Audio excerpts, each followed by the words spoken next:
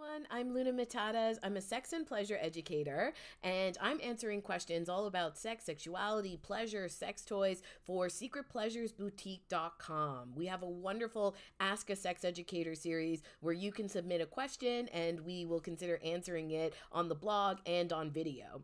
So today we're actually giving you some tips because we get a lot of questions around oral sex and how can I give better blowjobs or better cunnilingus.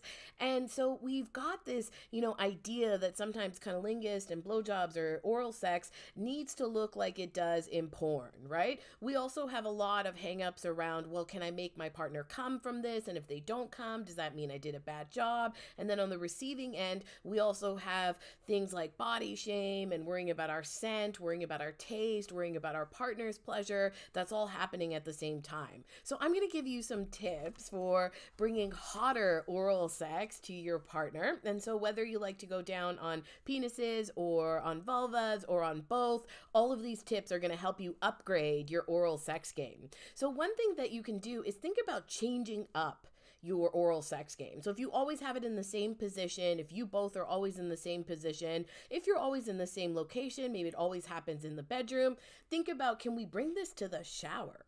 Can we bring this to the kitchen? Can we take this bent over a sofa?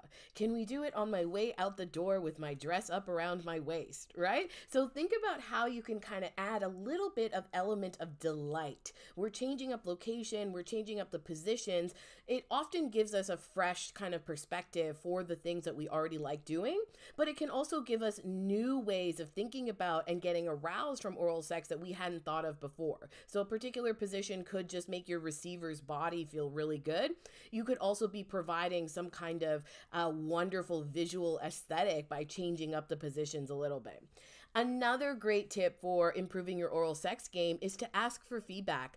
A lot of us, especially the receivers, we feel, kind of shy. We don't want to hurt our partner's feelings. We want to make them feel that they're having a great job at pleasuring us. And in reality, feedback often helps both the giver and the receiver. It can be really affirming for the giver to know exactly what they are doing that's doing it for you.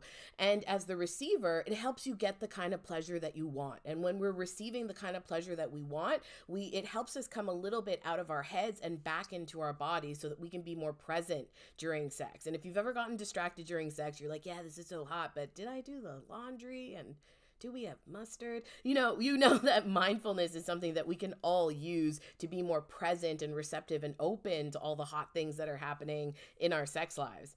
Another one that you can do is play with a little bit of sensation or sensory play. So anytime we heighten one of our senses, it can help us be also more present in whatever we're doing and whatever sexy thing is happening for us. And sometimes that heightening comes from retracting some of our other senses. So try things like blindfolds, try things like restraints, like handcuffs, or leather cuffs or rope if you're into that. So anytime, our partner has an opportunity to experience the thing that they already really like, but from a different perspective, we want to approach it with curiosity and play. So it doesn't necessarily mean that they're going to come harder or come bigger, but it means that we're helping to refresh those pathways to pleasure that we get kind of accustomed to.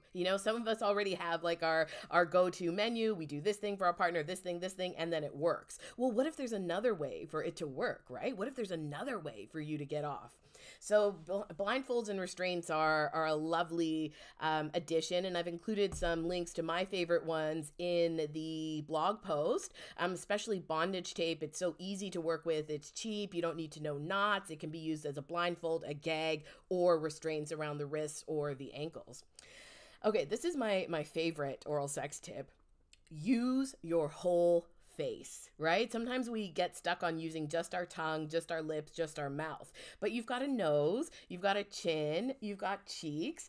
And so having different parts of our face rubbing into and nuzzling into and stimulating different parts of the genitals that we're pleasuring can often help us discover new ways to use things like pressure, to use speed, and even to give contrast to what we already are doing with our mouth and our tongue.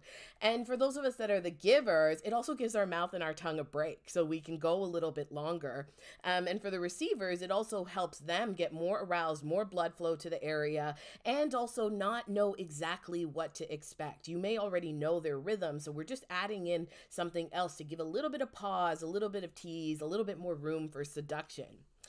And one of my last ones is think about bringing in a toy. So if you want to partner with a sex toy to be able to deepen and explore the types of sensations that you're able to provide, often we can't do the things with our bodies that a sex toy can do. So think about bringing in things like vibrators, butt plugs, prostate play toys. You may also want to bring in cock rings.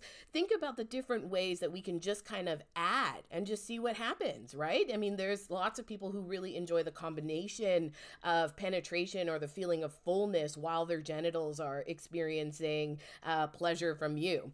Now, for my receivers out there, I've got tips for you too.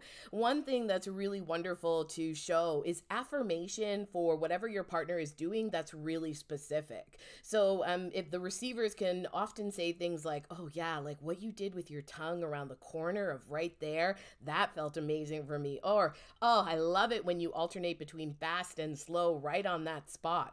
And in turn, the receivers can also ask, faster, slower, harder, softer. And I've included some language in the blog for you to be able to see if you can inspire some more sexy communication around this. Receivers, also let your partners know if you have a hang up about something, if you're worried that you're not going to be able to come, if you're worried that you taste bad. This often gives us receivers an opportunity to enthusiastically, help you build a different relationship and see the pleasure that we're getting out of the things that you might feel you're ashamed of or that get in the way of you fully being confident in your sexy time.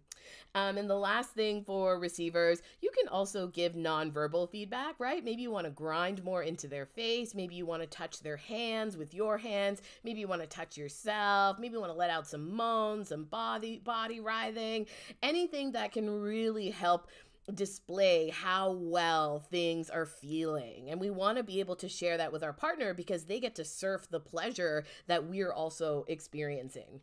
So those are my tips for you. And you can read a few more on the blog that I've included.